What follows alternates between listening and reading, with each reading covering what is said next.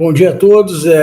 Bom, essa live dispensa apresentações, já fiz demais nas lives anteriores. Quem quiser me conhecer melhor, saber um pouquinho mais da minha história, dá uma conferida lá, não precisa ver tudo, né? Mas pega um ou outro que você saberá mais detalhes sobre esse projeto, tá? Que, em princípio, eu tenho um canal que vai ser subdividido em projetos, certo? Um dos projetos é o auxílio aos candidatos que estão se preparando para o cargo de técnico do MPU, correto? E MPU não, MPRJ. E, eventualmente, a gente vai ter conteúdos em comum em ambos os concursos, né? Então, o que acontece é que muita coisa do MPRJ é aproveitada para o MPU e vice-versa. A única ressalva que eu faço é que eu estou querendo começar o quanto antes o conteúdo, em primeiro lugar, de direito administrativo, que cai para ambos os concursos. Não é exatamente igual, né? Quer dizer, não dá para saber se é igual ou não, porque o edital do MPRJ ainda não saiu, estava previsto para sair em janeiro, pode sair agora essa semana, com provas em abril, como pode atrasar um pouco e ter provas depois até do MPU, em junho, por exemplo. Infelizmente, a gente não tem certeza sobre essas datas. Então, a gente tem que sempre ficar trabalhando aí como um equilibrista de pratos, né, e tentando conciliar conteúdo.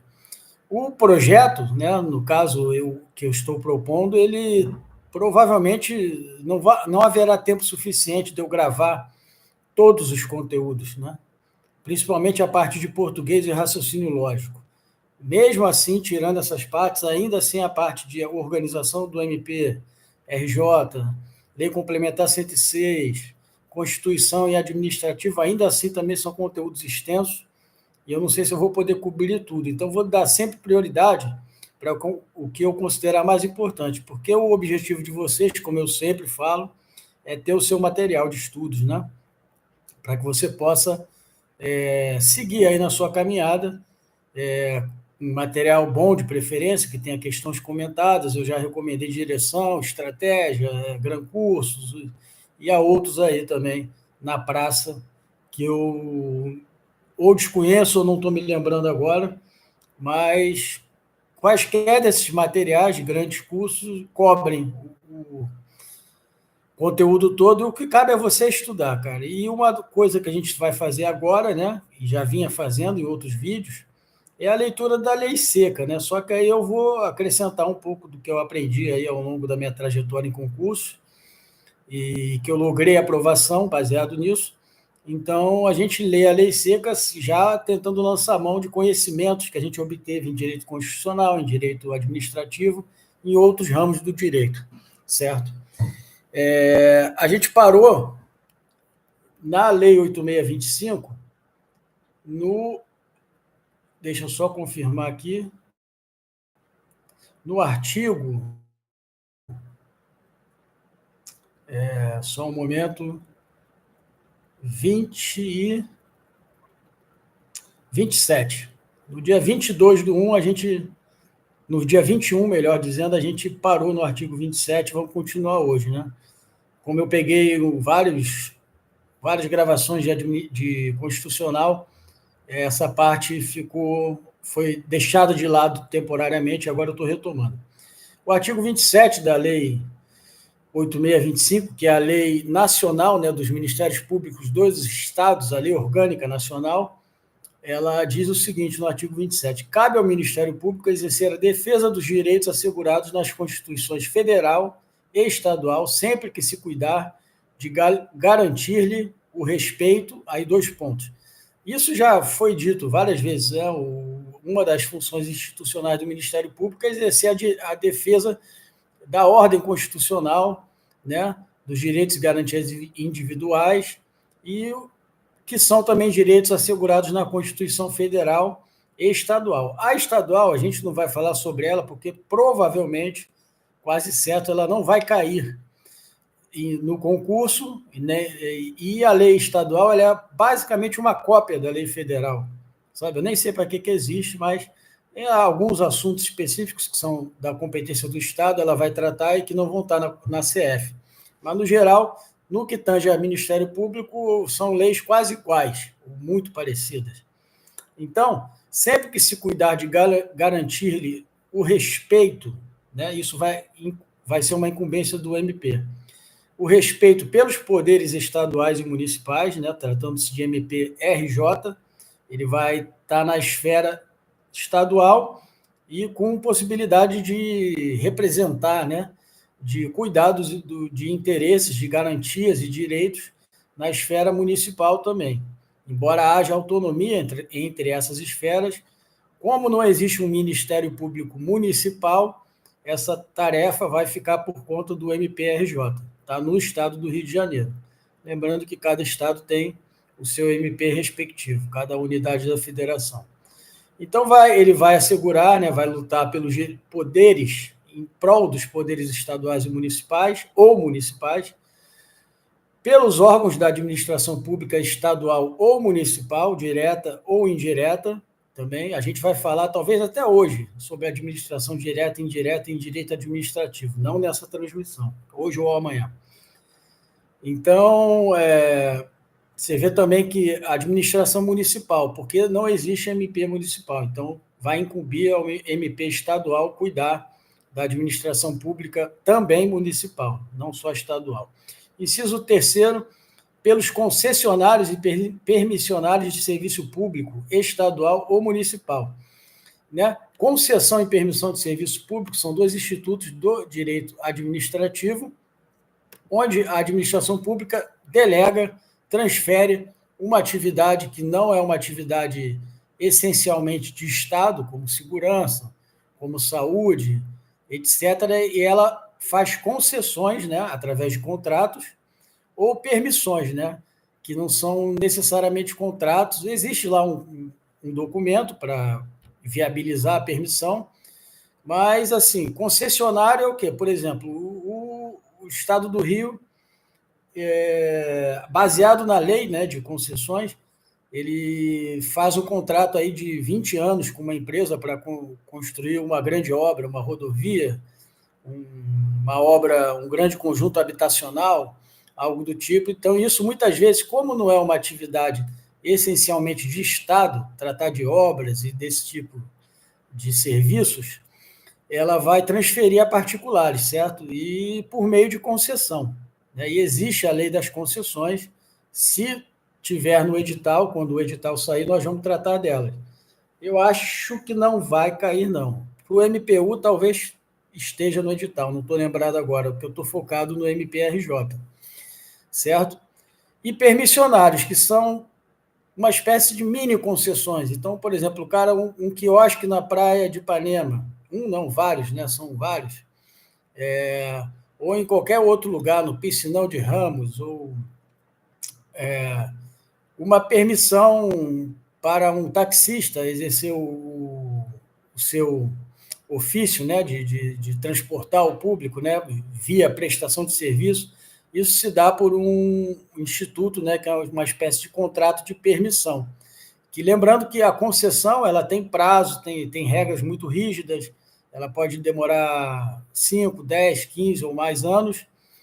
E a permissão não, a permissão ela é um ato administrativo precário, ou seja, a administração pública concede a você lá a administração do quiosque numa praia qualquer, tá? Ou em outra localização pública qualquer.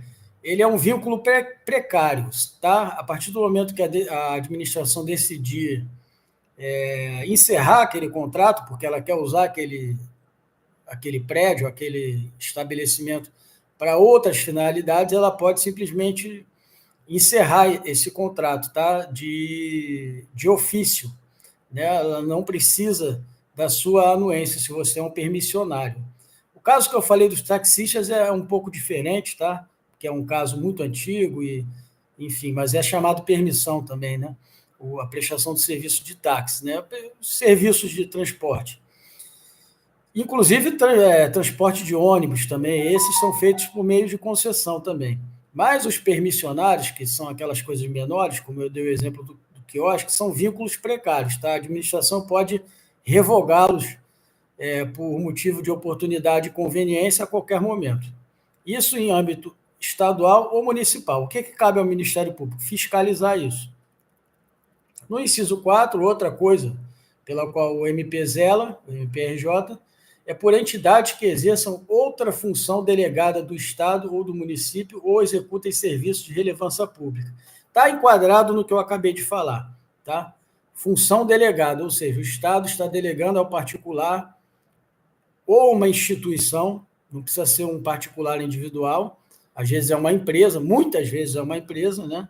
No caso de grandes obras, e que executem esse serviço de relevância pública. Então, cabe ao MP do Rio de Janeiro estar sempre atento se os contratos estão sendo cumpridos da forma correta, devidamente, e cumprindo todos os trâmites legais.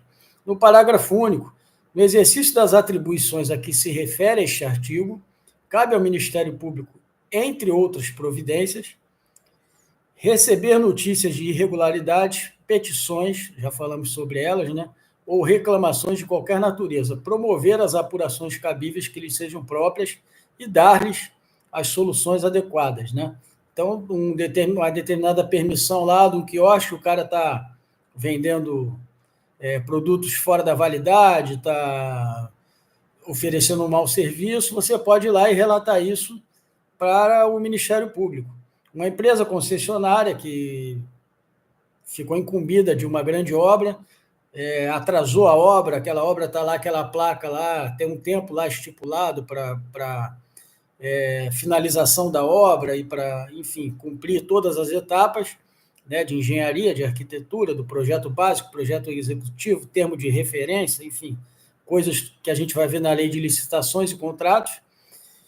E aí, qualquer particular ou qualquer instituição é legítima para chegar no Ministério Público e denunciar isso, né? Reclamar ou emitir uma petição denunciando, e o Ministério Público vai ter que tomar as devidas providências e dar-lhes as soluções adequadas. É disso que trata o inciso.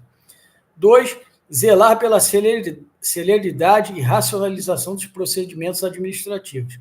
É o princípio da celeridade, né?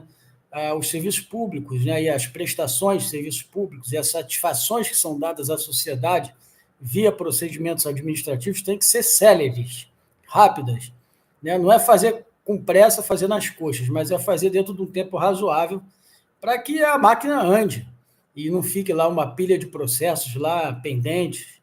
Enfim, os órgãos têm que cumprir o princípio constitucional do artigo 37, que é o princípio da eficiência, né? E ele tem tudo a ver com a celeridade, com a rapidez no bom sentido da palavra, tá? Não é pressa. É fazer de forma eficiente, eficaz, efetiva e econômica e num prazo razoável.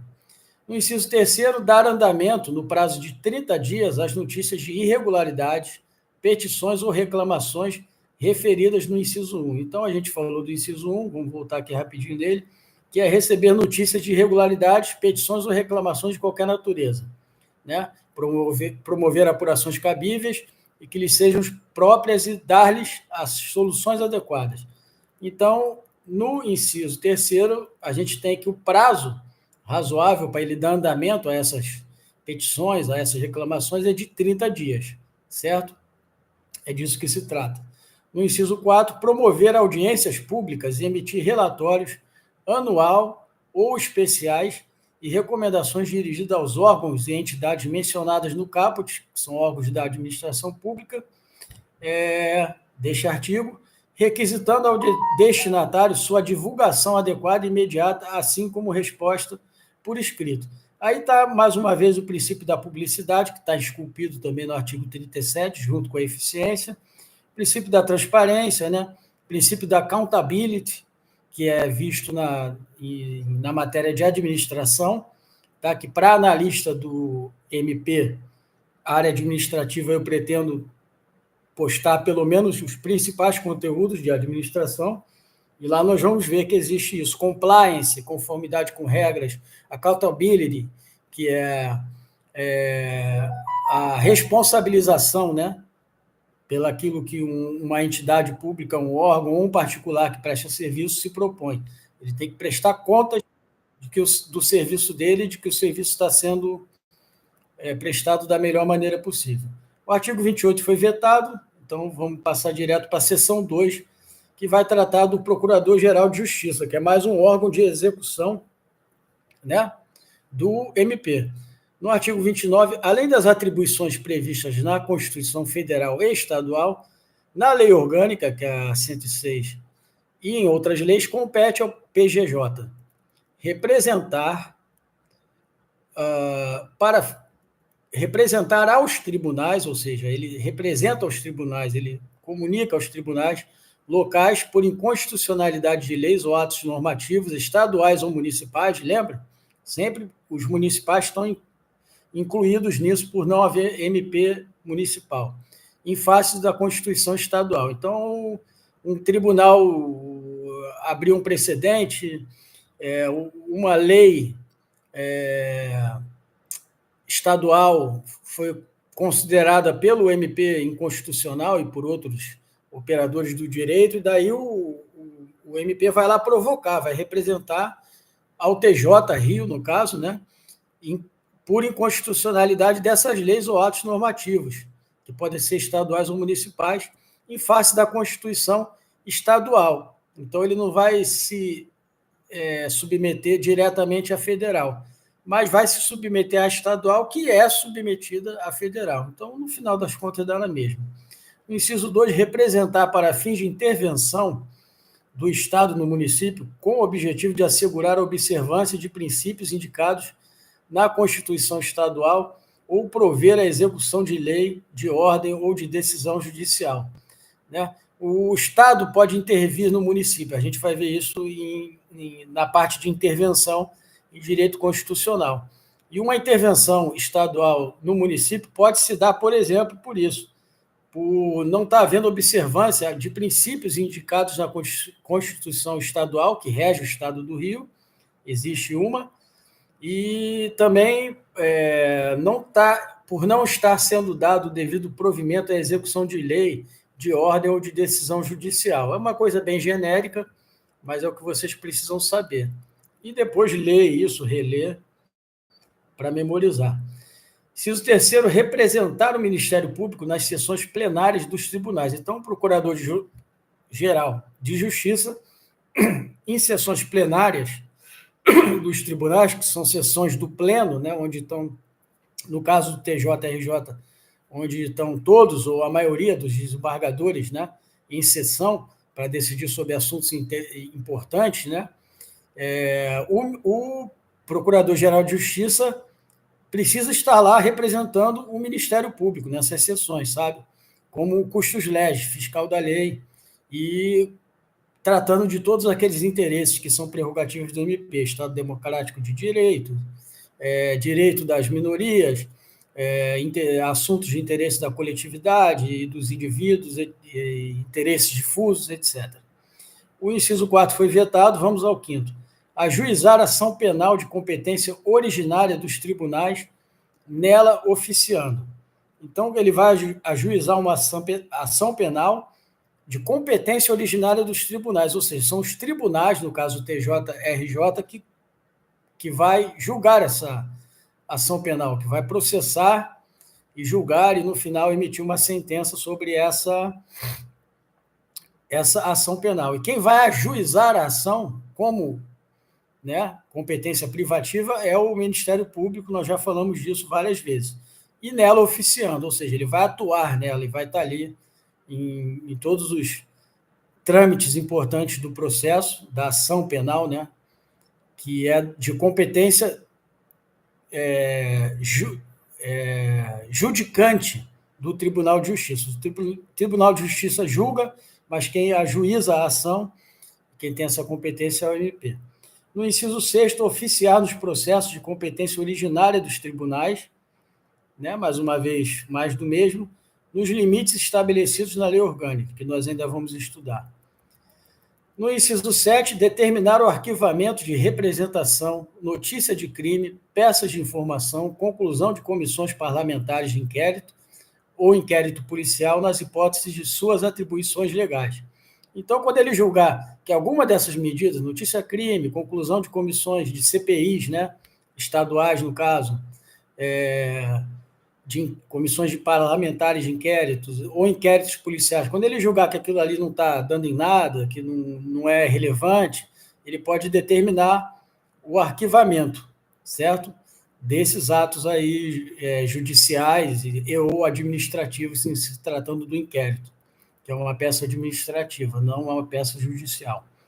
No inciso 8º, exercer as atribuições do artigo 129, inciso 2º e 3º da CF, quando a autoridade reclamada for o governador do Estado, o presidente da Assembleia Legislativa, né, que é o cargo máximo do Poder Legislativo, o governador é o máximo do Executivo, e os presidentes dos tribunais, que são o máximo do Judiciário.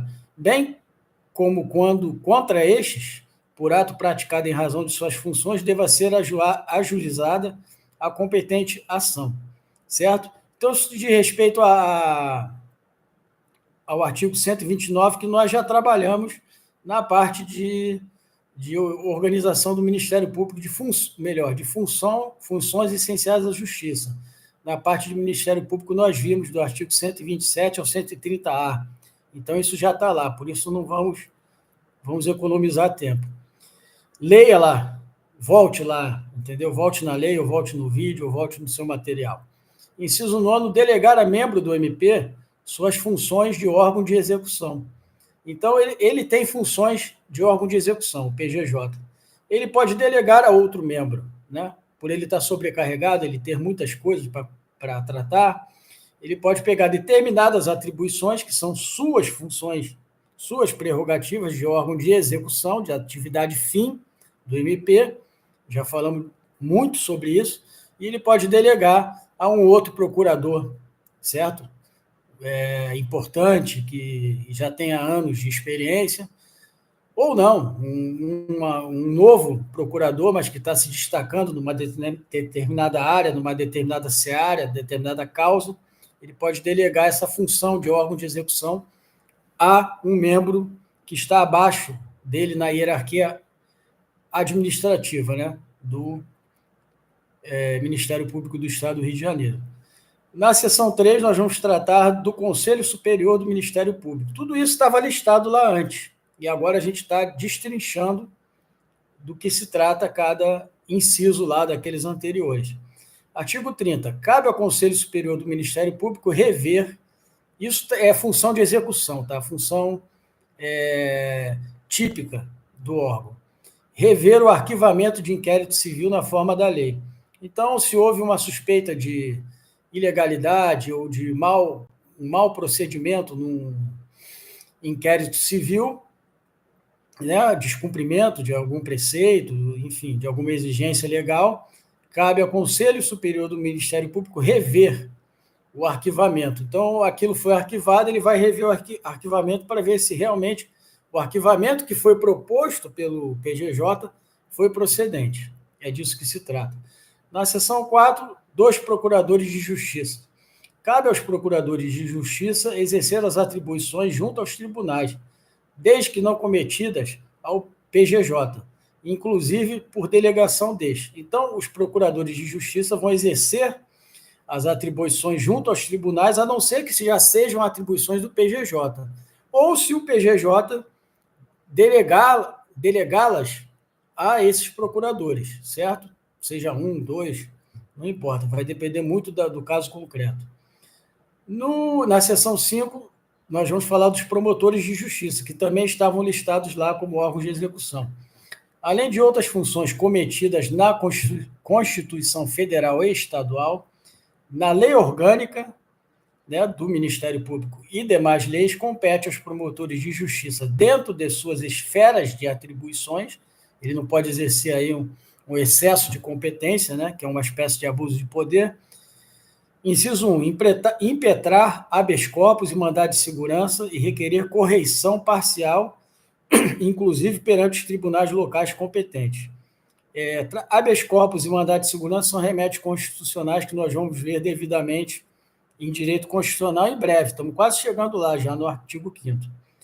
Inciso 2, atender a qualquer do povo tomando as providências cabíveis. Então, eu sou um popular, notei que houve uma ilegalidade em determinada circunstância, situação, local, eu posso ir lá no MP e fazer receber esse atendimento do promotor competente e que ele tome as providências cabíveis, né? De acordo com o que seja a minha reclamação, a minha demanda. Também compete aos promotores oficiar perante a Justiça Eleitoral de primeira instância, né? Que a de segunda são os procuradores, com as atribuições do Ministério Público Eleitoral prevista na Lei Orgânica do Ministério Público da União, que forem pertinentes, além de outras estabelecidas na legislação eleitoral e partidária. É um dispositivo muito específico, não vale a pena, por enquanto, perder tempo com ele, até porque ele deve se repetir na Lei Complementar 106. Dos órgãos auxiliares, seção 1, também eles foram os órgãos auxiliares listados lá anteriormente, se vocês bem se lembram, na lei. Basta você voltar nela que você vai ver lá um título, um capítulo dos centros de apoio operacional. Os centros de apoio operacional são órgãos auxiliares, lembre-se disso, não são órgãos de execução, da atividade funcional do Ministério Público, competindo-lhes, na forma da lei orgânica, que nós ainda veremos, estimular a integração e o intercâmbio entre órgãos de execução que atuem na mesma área de atividade e que tenham atribuições comuns. 2. Remeter informações técnico-jurídicas sem caráter vinculativo, ou seja, não tem poder de decisão, ele vai emitir informações e os órgãos que estão acima dele não são obrigados a cumprir, nem mesmo a considerar, eles podem achar que não é relevante. Né? Aos órgãos ligados à sua atividade, estabelecer intercâmbio permanente com entidades ou órgãos públicos ou privados que atuem em áreas afins para obtenção de elementos técnicos especializados necessários ao desempenho de suas funções. Eu tenho um exemplo interessante para falar sobre isso. Na Defensoria Pública utiliza-se um sistema, né, que foi desenvolvido, um sistema de um software bem grande, né, muito complexo, que se chama SEI, né? Esse SEI ele foi desenvolvido pelo pessoal de TI, salvo engano, do TRF4, ou seja, de outro estado, de outra jurisdição. E, no entanto, por essa questão de colaboração, de intercâmbio, ele cedeu à Defensoria Pública do Rio e também ao Poder Judiciário do Estado do Rio esse sistema que eles desenvolveram. Então, foi uma parceria, né? Uma mão lava a outra. Então, uma entidade de outro estado, né? Outra circunscrição, cedeu um sistema que ele próprio desenvolveu com seus recursos e emprestou, né? Cedeu os direitos de uso a esses órgãos que eu mencionei e talvez a outros que eu nem saiba, né? Que podem, no estado do Rio, estar sendo usado e mesmo em outros estados. Provavelmente eles acharam que ficou muito bom esse SEI, esse sistema, né? Que trata de tudo quanto é tipo de processo que você imaginar relativo a funcionários públicos e outras coisas, e ele, de repente, ficou muito bom a ponto de ter sido elogiado e em algum convênio, em alguma reunião, em alguma parceria, ele foi cedido para o Estado do Rio de Janeiro. Diversos órgãos no Estado do Rio usam, não sei se isso acontece em outros estados também.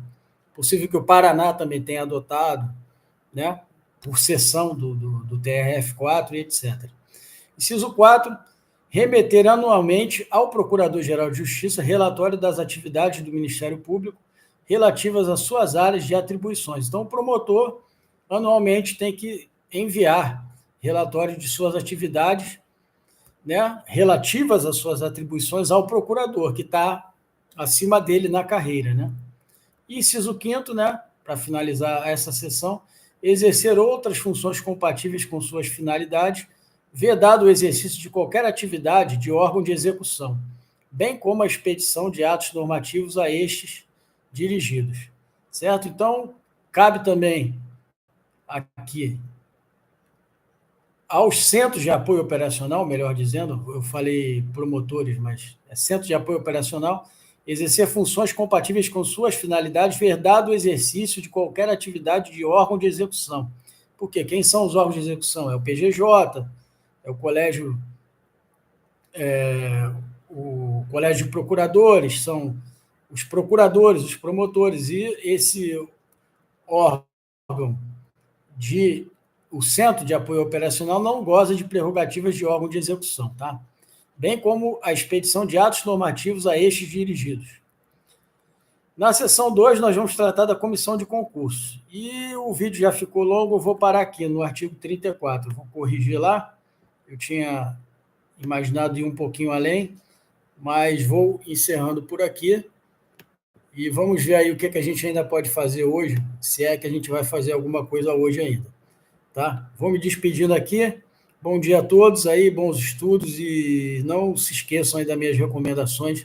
Leiam seu material, estudem, façam questões comentadas, que isso é o que vai fazer você lograr aprovação em concurso público o mais rápido possível.